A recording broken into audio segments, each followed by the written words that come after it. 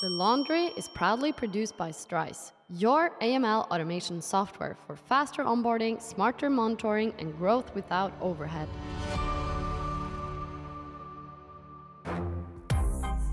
The FATF does not sleep.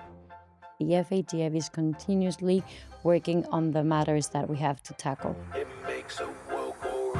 Welcome to The Laundry, a podcast connecting AML, compliance, and financial crime to the real world.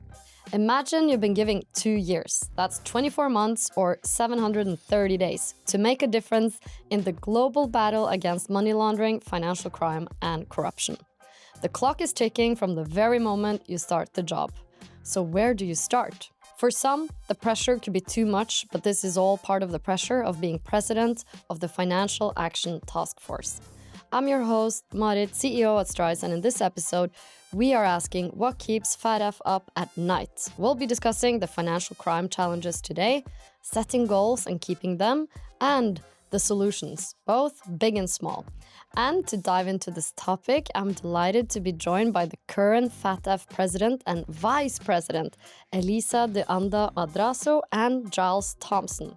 In addition to being FATF President, Elisa is a senior official at the Mexican Ministry of Finance and Public Credit.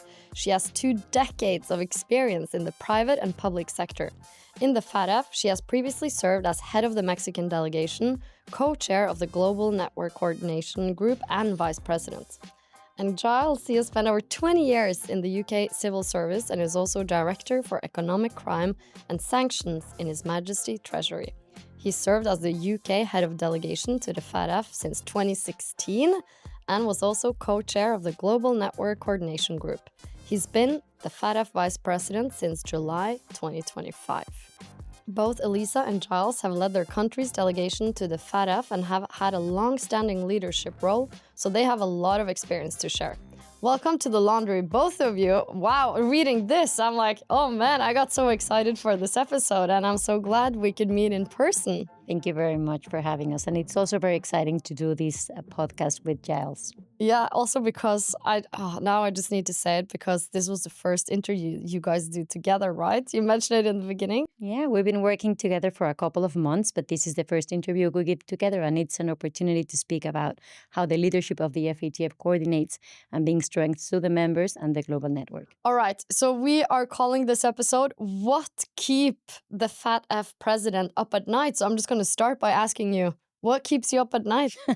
Well, thank you for the question. I think what keeps me up at night are 2 things. The first one is to miss on the opportunity to make the globe safer for the people, so to make an impact for the people's good.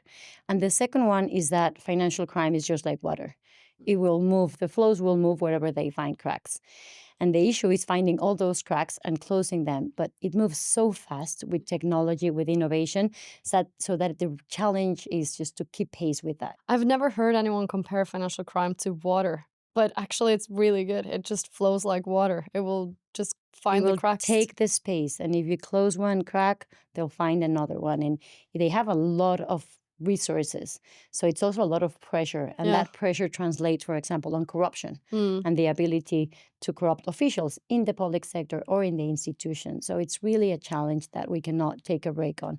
So let's focus less on taking up the sleep, but being awake and tackling on the challenges. What is the hardest part of your role? So you can take it from different angles. I think one of the most important roles of the FATF presidency is to help the members find consensus. We're a technically based organization, and we have 40 members. But again, we also have the regional bodies, and we have to take their voice into consideration in our work. You need everyone on board to go against the criminals. So it's about finding consensus within our members, but also having the ability to include the 200 jurisdictions that are part of the global network. And that means constant engagement with the members, constant engagement also with the private sector to make sure that we stay in tune. And for that, I'm very happy to be supported and work with Giles, who brings a lot of strengths to the leadership. Giles, you've been with the organization for a long time now, since 2016. So what are some of the challenges of being part of this organization that you think gets overlooked or people are not aware of? Yeah, I think I'd highlight first, building a bit on what Elisa said with the analogy about financial crime being like water is how we can respond quickly enough to some of the threats that we're dealing with. And, we have to bring along all these different constituencies, governments and other stakeholders that are part of the FATF community. But we have to try and do that quickly to respond to the threat as it evolves. And doing that is a real challenge. But when we manage to do it, it can be incredibly effective. And I'm really proud over those 10 years that you mentioned to have been involved in things like how quickly FATF managed to respond to the attacks in Paris and Brussels. We very quickly came out with some really hard-hitting work that pushed countries around the world to update their terrorist financing legislation. A little bit more recently, virtual assets became an increasing issue that all countries were grappling with, both the benefits but also the financial crime risks of. And we moved very quickly, one of the first international organizations in this space to set new standards for virtual assets. And just recently, we've been doing work on fraud, which again is one of the big threats that's emerging now. So delivering that quick response within a very large organization that you have to bring everyone along with you is a lot harder than it might seem. And talking about, you talked about fraud and financial crime is like water. I don't know if you guys saw before the weekend, there was the new report about Facebook. 10% of Facebook's revenue is apparently attributed to fraudsters buying ads on their platform. Is that one of those cracks that we need to kind of close? So we try to not focus on specific cases or media reports just because of the representation of the membership, but I think it's clearly an issue that is related to technology, and to the extent that technological platforms, in particular, if they have embedded payment systems, have a role to play on it, they have to be part of the solution. I think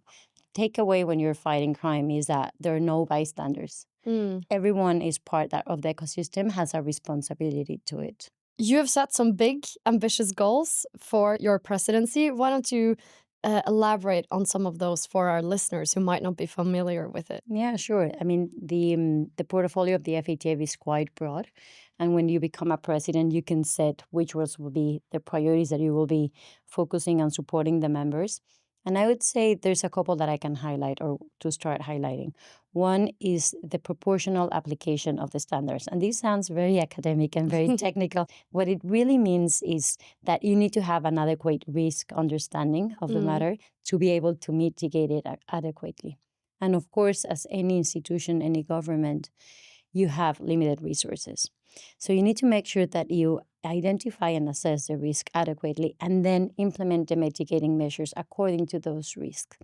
And what we have seen is that even when the FATF has been pushing for a risk-based approach and implementation that is proportional, in real life, we don't see that happening.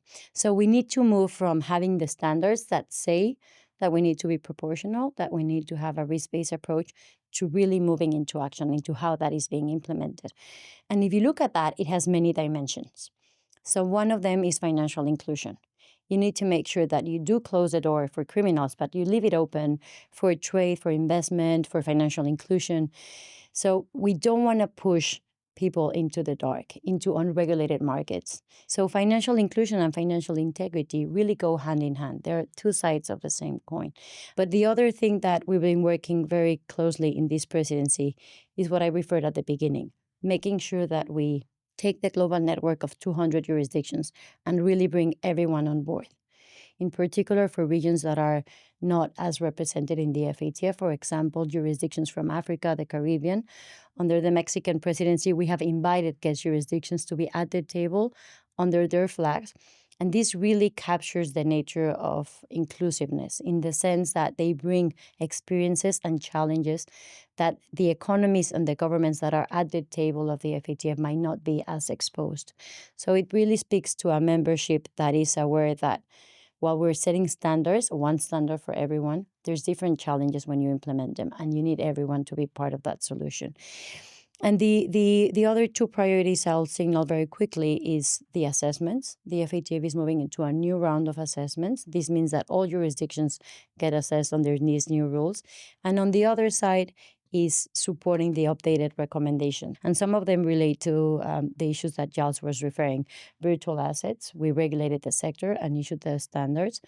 The other one is beneficial ownership. Actually, the FATF was the first to define what BO Really? was. Yeah, back in 2003, if I'm correct. 2003? Yeah. Okay.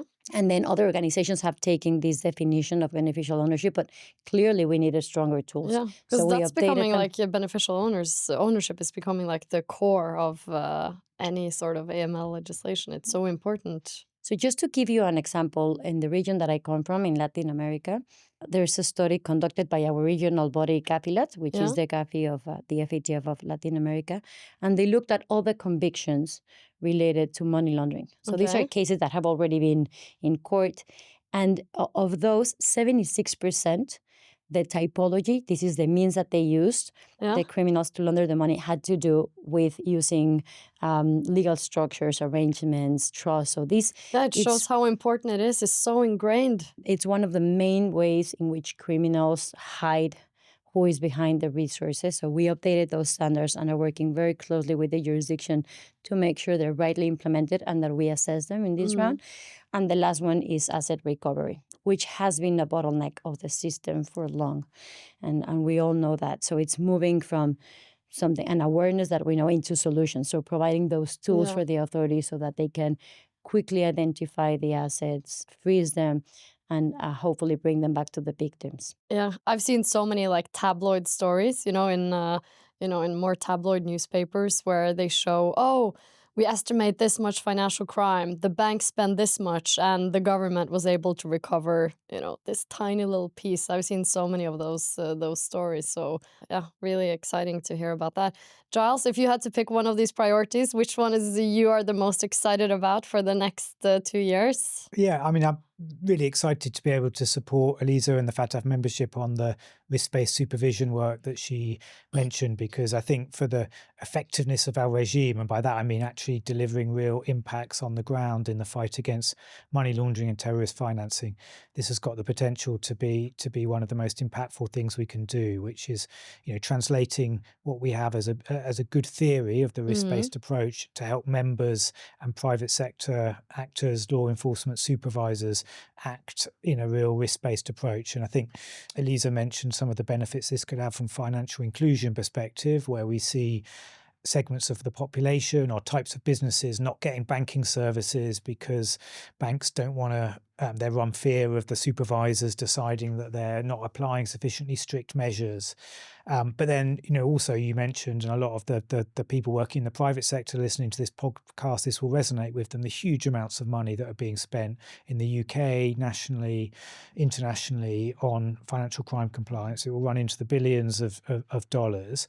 And I think, we all share the frustration in public and private sectors around the world that the outcomes and the results from that spend are not commensurate with the amount being put in. And so it's how we can work together to make all the resources that governments are putting in, paid for by taxpayers, that all businesses are putting into financial crime compliance, really be targeted at the most high-risk threats, not at the lowest risk areas where they don't really yield many results. And so we've got areas like suspicious transaction reports, too many are being filed, and can we focus the system on fewer, higher quality to actually get high-value information to law enforcement so that they can act on. That's problem is in every jurisdiction, like high volume of SARS, too few get investigated, and even fewer leads to prosecution on the other end. So yeah. I saw in Norway they just rebranded the name. They changed it. So maybe it will help to, I don't know, resolve the issue. So for me, as I say, it would be that work on risk-based supervision and putting it into practice to try and help to tackle that sort of exact problem that you say, where people are putting huge amounts of effort in, but it's not necessarily targeted on the right place. And are you afraid that financial institutions or the public or whatnot, you just get fatigued? It's been like a couple of decades, so much effort, and as you say, the outcomes are not where we want them to be, that people are just going to give up? Or how do you feel about that? Yeah, I mean, I think one of the big challenges that we all face, and FATF is particularly conscious of, is showing the outcomes from the work we do. And at FATF, in some ways, we have huge power to affect change because we're at the international level, and the levers we can pull are then every country in the network has to implement them. But on the other hand, we're quite divorced from the actual impacts on the ground of what we do, because it's through our members that they actually implement what we do. And so I think increasingly, and Elisa this morning at the event we were at mentioned a really good example of trying to bridge that gap between what FATF does and the results on the ground. But we did a report on online child sexual exploitation and some of the typologies and ways in which that's financed, and what countries and banks and organisations can do to tackle that. And we had a great event here in London earlier in the year to publicise that, and we're already starting to see some of the results. So law enforcement in the UK did a really brilliant investigation that was picking up some of the methods highlighted in that report and taking action to bring people to justice. And I think the more we can do to actually capture the impacts of what we're doing and make it resonate with politicians who are funding the organisations who sit around the FATF table, but also the banks and the other companies who are implementing our requirements, the more it will give relevance and value to what we do, and justify what we're asking countries and banks and others to do. Yeah, definitely. Well, that's a good success stories there. I'm happy to hear. But we cannot talk about challenges of the role and not talk about the black and grey listing processes. So the most recent plenary saw South Africa, Nigeria, Mozambique, and Burkina Faso off the grey list of countries. But without talking about specific countries, do you feel the weight of the decision of moving countries on and off the black and grey lists? This is a decision that is not taken lightly. The process to be listed or delisted is very comprehensive. It takes months, if not in many cases years. And I want to be very clear in terms of the nature of this process, because it's often perceived as a punitive process, but it's certainly not the case. It is a collaborative process that we undertake from the FATF with the regional body where that country is a member of. So in the cases that you mentioned, those are African countries. So there's a regional body in Africa for each of those, depending on which one. It's a different body. And you have experts coming from that region with members of the FATF, conducting an exhaustive study of how the country is advancing in addressing the challenges and the shortcomings that were identified in their assessment. So once you have an assessment, if there's enough challenges and shortcomings that are strategic, the FATF does not shy away in identifying those shortcomings. And that is for the protection, honestly, of their own jurisdiction, their people, their region, and the global system. But the idea is not to stop there. It is to provide the support and walk hand in hand towards getting that jurisdiction a stronger system. And we increasingly see that that process takes less time. And we increasingly see that the jurisdictions really take ownership and commitment at the highest level to improve. And if you talk to those jurisdictions, they recognize how much value it has brought to their own institutions, to their own people, and the outcomes that it's bringing on a daily basis in terms of fighting crime. So I think when you talk about weight, I don't want to underestimate how much resources go into this process, but I do want to make sure that the audience understand that this is for the benefit of their own jurisdiction. And in the identification, it's only part of that process that leads to having a stronger system. So what happens when you exit the grey list? So that's a very, very crucial question, because exiting the grey list does not mean that the jurisdiction is bulletproof. Yeah. It means that they have the tools to fight crime, but the risk continue and the vulnerabilities might still be there. So we have a continued follow-up with the jurisdiction. If it's an FATF member, we do that follow-up directly. If it's a member of one of the regional bodies, the regional body will continue that follow-up for the jurisdiction to make sure that that progress continue and it's sustained. Because many times you see big changes, but you want to make sure that those are sustained through times. In particular, if you have, for example, change of regimes or elections, you need that political commitment to continue there. Now, what I didn't touch on is the blacklist. Yes, and you asked the about blacklist. both. We want to hear about the blacklist too. So different lists, different reasons why you go in, and different nature of processes. So it's still an identification, a public identification of shortcomings to a regime that put at risk both the financial sector in the country, but also at large, and that's why we identify them. And the key difference between the black and the gray list is that in the blacklist we don't see or have a high-level political commitment.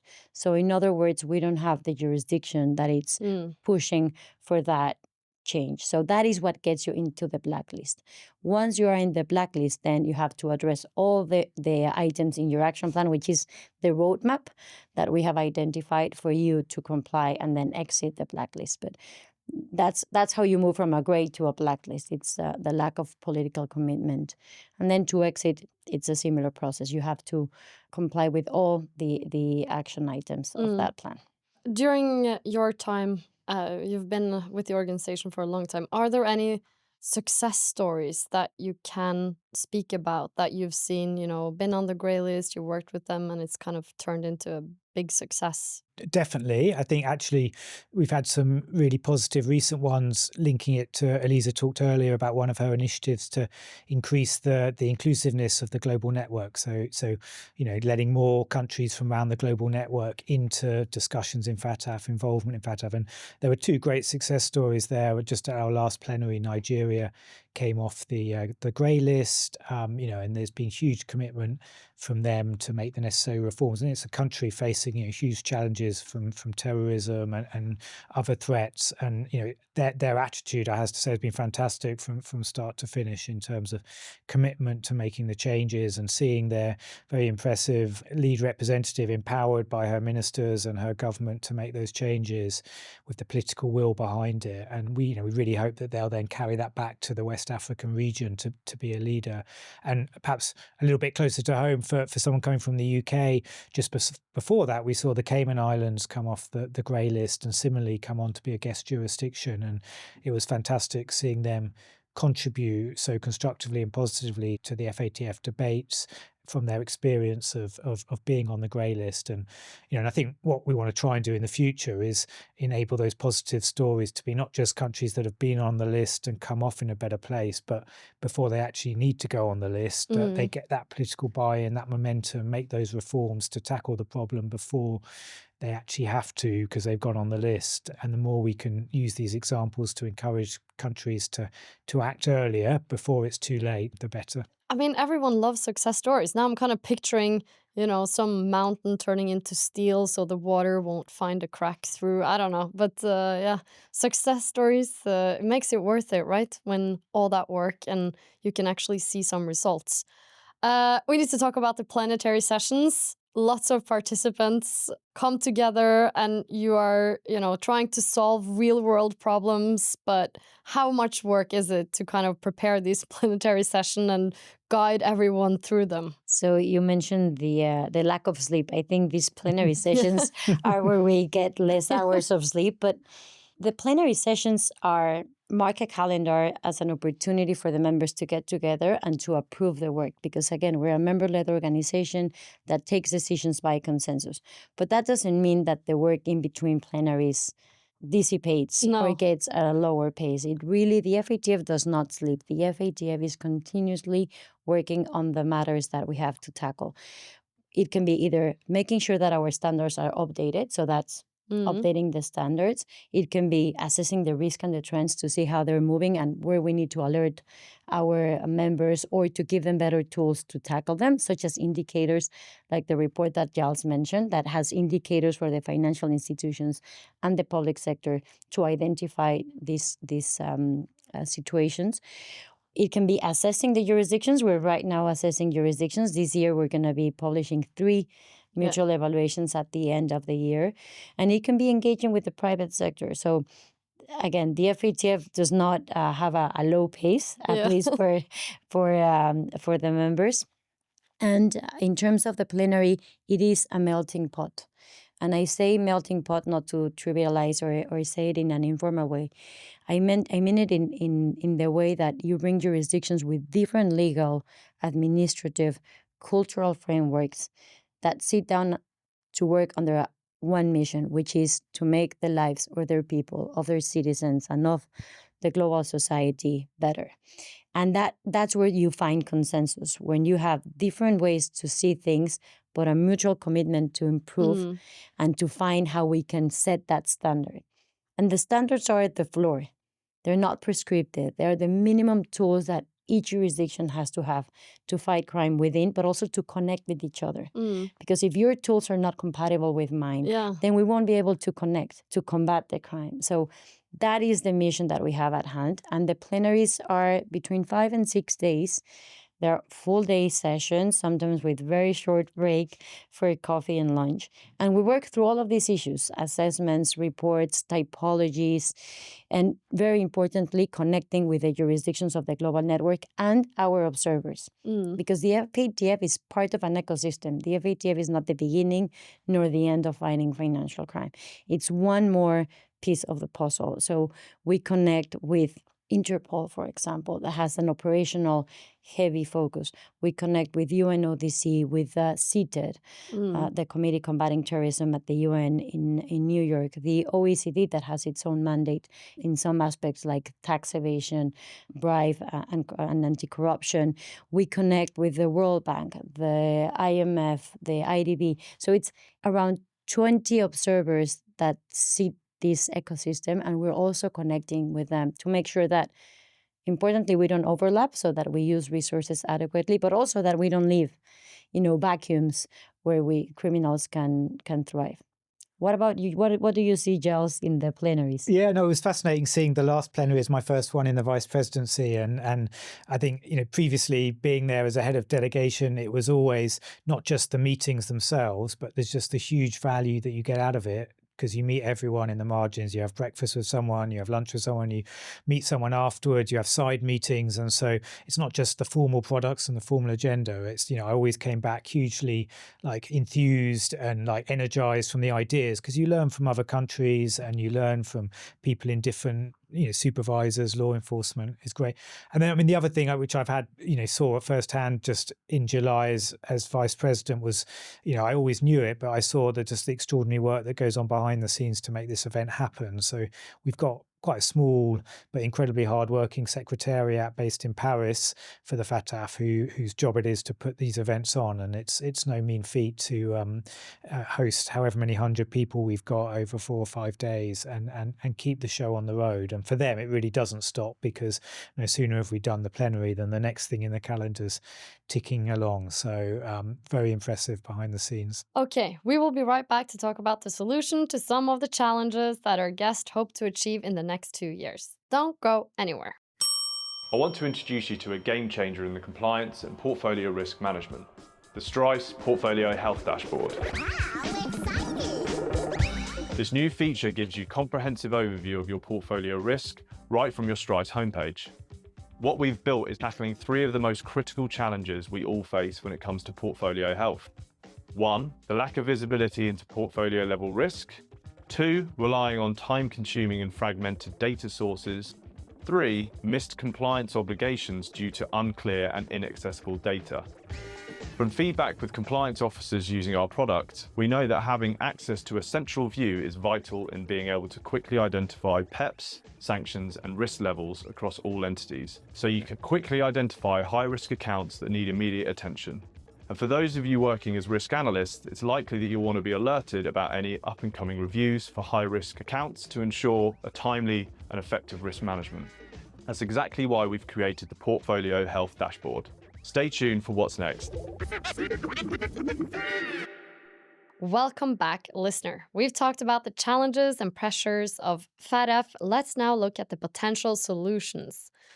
Giles, what is something FATF enacted recently which you think has helped ease some of your sleepless nights? So I think the asset recovery guidance that we put out just recently is a really good example of FATF putting out a product that can actually really help in the real world, like practitioners. And by that, I mean people in law enforcement, judiciary and elsewhere who are working to try and get assets back for states, for victims, And I've had some really great feedback just that I've heard from different countries, from different people about, wow, it's, this is such a great resource that we'll be able to draw on. And you just look at some of the examples in there, which are fantastic. Like there's a UK example, I think, which is assisting Mongolia in recover a bunch of money that had been taken from Mongolia, laundered in London, and that's gone to fund an orphanage in Mongolia with 300 children in it. Is what the Mongolian government's chosen to spend it on. So that's the sort of thing that, it eases sleepless nights because it actually makes you feel that the work you're doing is having an impact and leading to an outcome somewhere in the world. That's amazing. You could see something you put out. It's like, okay, we were actually able, to take it down to practitioners, and it goes back to this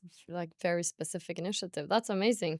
What is something you think the FATF is doing better now than in the past? I think communication and communicating what we do and what we don't do.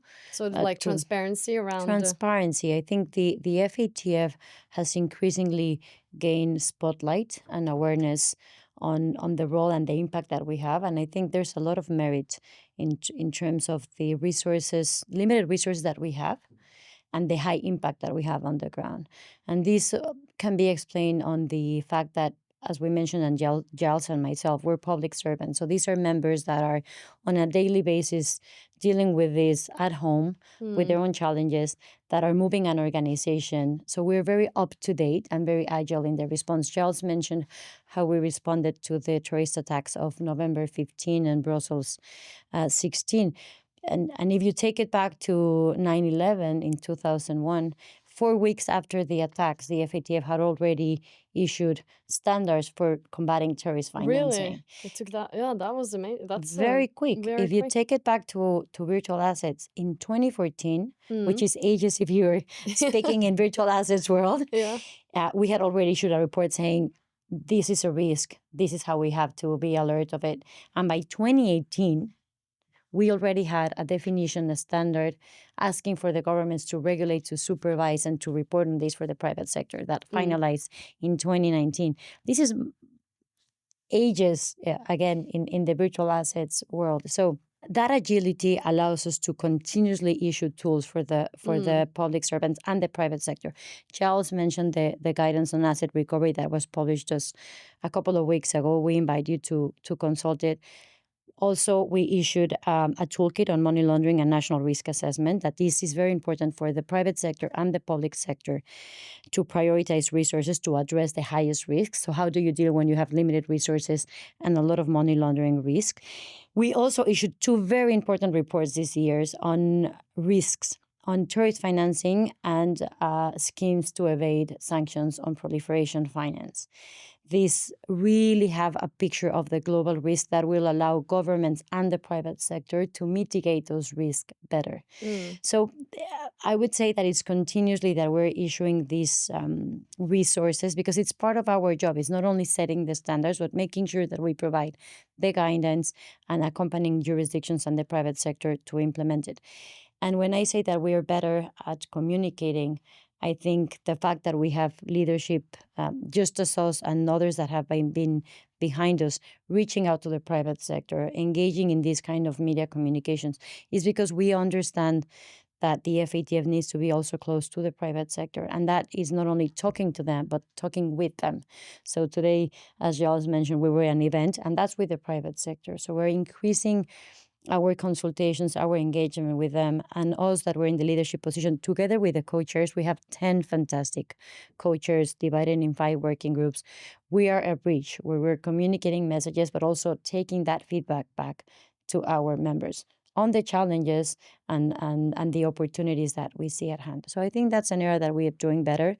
And the other one is in this cohesiveness with the ecosystem of the observers and also with the 200 jurisdictions. So it's not only the 40 jurisdictions of the FATF, but this massive, I would say, resource of having 200 jurisdictions on board, working together and making sure that we keep it cohesive and strong for fighting the criminals. So we cannot allow to have divisions within our vote. You know, the criminals are out there, and that is something that we're doing, I think, very good right now. If there was like one thing both of you could change tomorrow that would make life easier for your members, what would it be? If you got to pick, like, got the magic wand and you could choose one thing. If I had a magic wand, I think I would use it to improve international cooperation.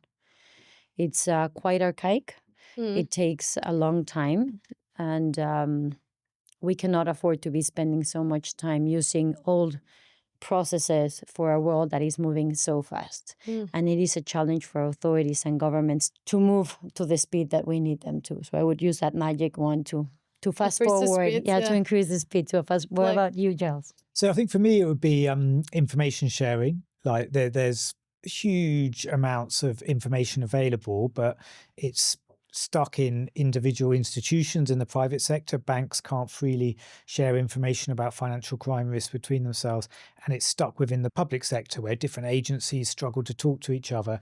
And then, it's stuck between sectors where sometimes we can't share information we should be. I mean, this is all in some way necessary to manage data protection and data privacy concerns. But FATF over the years has really tried to get those different communities and interests together, get data protection authorities and financial crime fighters together to try and find a way through this. Because if we could freely share this information together and see the whole picture rather than just each see bits of the picture, I think we'd all be a lot more effective in fighting financial crime. Yeah, I think the data sharing topic, I feel it's a never ending story. Everyone talks about it, like really wants it to happen. I mean, in Norway now as well, it's been in the media the last couple of weeks with the police in particular going out and being like, okay, we need to challenge GDPR. We need to share information more freely. So they are going out, like, having this position. So But yeah, it's not a zero-sum game in the sense that we have to protect data rights and data privacy. it usually gets down to this debate somehow. Like, people are like, oh, and that it seems like a zero-sum game, but it doesn't have to be. Exactly, yeah. And we're trying to find ways in FATF to showcase and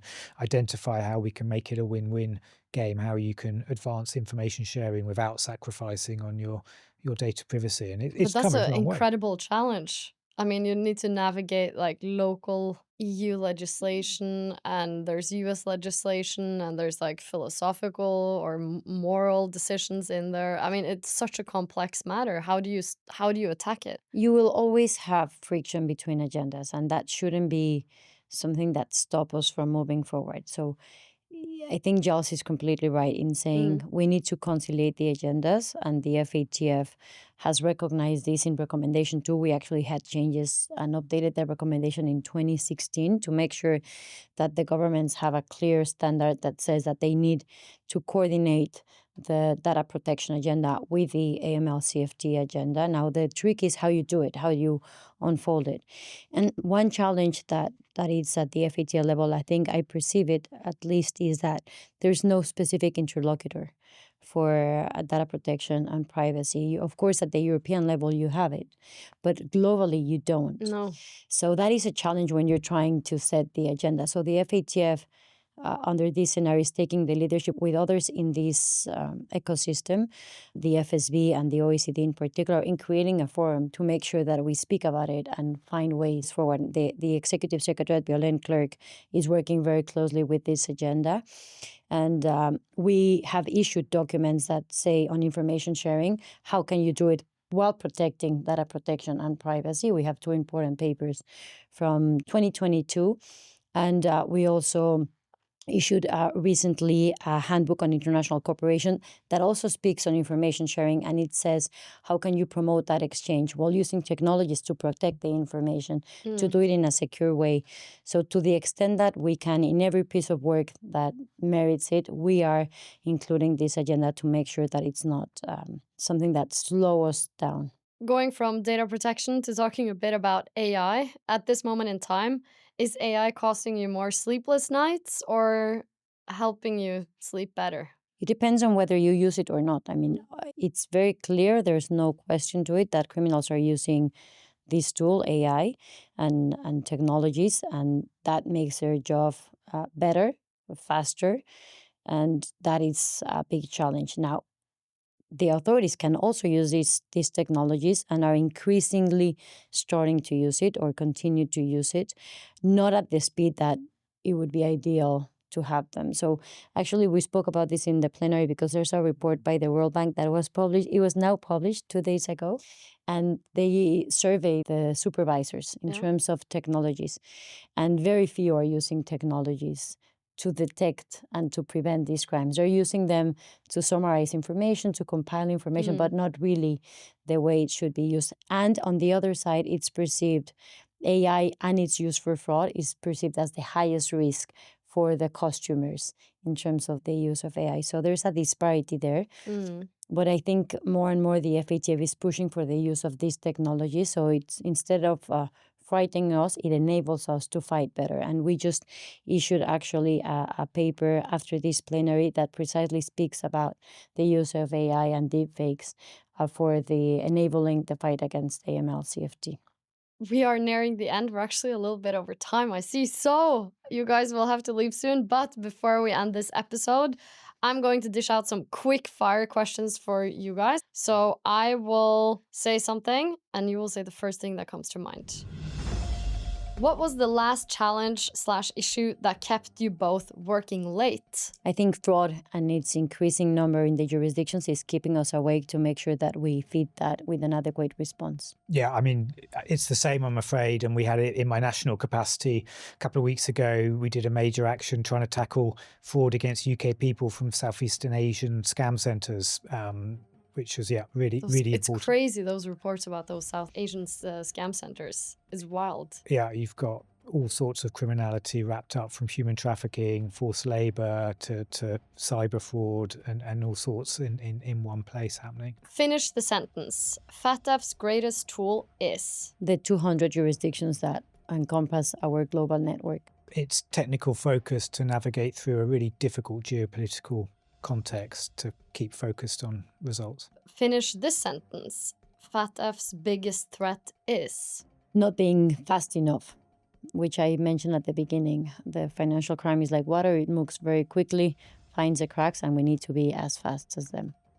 Greatest threat is irrelevant if we can't show the impact we can have, that we are having, keep up with the threats and keep that technical focus. What do you guys hope the headlines read after your 2-year term? Impact, result for the benefit of people, more criminals being held behind jails. Yeah, I think political buy-in from all the members of the global network to the work we're doing, so that, as I said earlier, we're tackling problems, making reforms before it's too late. Thank you so much for joining me. It was really enjoyable doing this episode in person in London on this rainy day. If people want to connect with you, where could they find you? So we have our website for the FATF, and we also have social media on LinkedIn, Facebook, and X. And we are increasingly reaching out to the private sector. So we have every year we have a collaborative forum where we invite the private sector, but we also have targeted consultations. And through social media, we also receive engagement and feedback, and we really take it very seriously. So don't hesitate to reach out. As I mentioned, the FATF is doing a lot of efforts in being open and being in connection with the private sector. So we're here to listen and to act on what we hear. So to everyone who's from the private sector who's listening, please go check it out, give feedback and engage. Exactly. We have a lot of resources. All of our reports, assessments, and work is public, is free, and you can consult it online. And thanks to everyone who was listening. If you like this episode, go check out the back catalog of more than 130 episodes of The Laundry, and follow The Laundry on your podcast platform of choice. Please share the podcast. Maybe you can share it in a WhatsApp group, tell a colleague about it, subscribe, give us a rating, hopefully a 5-star one. It really helps people find us. And if you have a topic that you're passionate about, that you want to come on as a guest, or that you think we should cover, send me a DM on LinkedIn or email us at laundry@strise.ai, or email me, marit@strise.ai. Your host is me, our producer was Matthew, editor Dominic, and The Laundry is proudly produced by Strise. Check out strise.ai for more information about our KYC AML automation solutions. See you next time. Yeah, money make a world go round. If you I don't have my outro before me. You have your blooper. The Laundry is proudly produced by Strise, your AML automation software for faster onboarding, smarter monitoring, and growth without overhead.